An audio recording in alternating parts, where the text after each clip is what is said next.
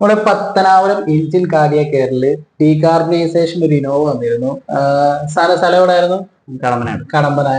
അലൻബ്രോ എന്നല്ലേ പേര്?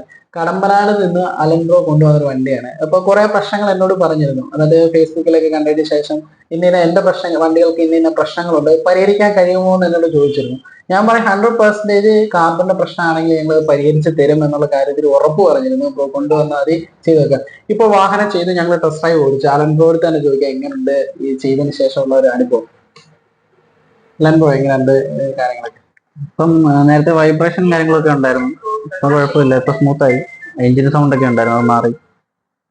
മൊത്തം ഓൾമോസ്റ്റ് നമുക്ക് വണ്ടിയിൽ ആദ്യം ഓടിച്ചപ്പോ തന്നെ ഒരു എഞ്ചിൻ വോയിസ് ഒക്കെ ഭയങ്കര പ്രശ്നമായിട്ട് എന്നോട് പറഞ്ഞു, ഈ പ്രശ്നം മാറുമോ, ഈ സൈഡിലെ മിററൊക്കെ മൊത്തത്തിൽ കിടന്ന് വൈബ്രേറ്റ് ചെയ്യുന്നുണ്ട്, ആ പ്രശ്നം മാറുമെന്ന് ചോദിച്ചു.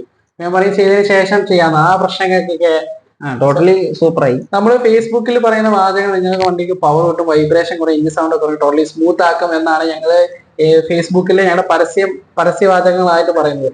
അതിലൂടെ ഞങ്ങൾ 100% നീതി പുലർത്തുന്നുണ്ടോ തോന്നുന്നുണ്ടോ? 100%. ഓക്കെ, എഞ്ചിൻ കാർഡിയാക് തന്നെ നന്ദി അറിയിക്കുന്നു.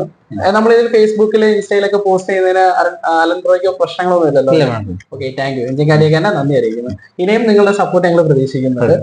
ഓക്കെ.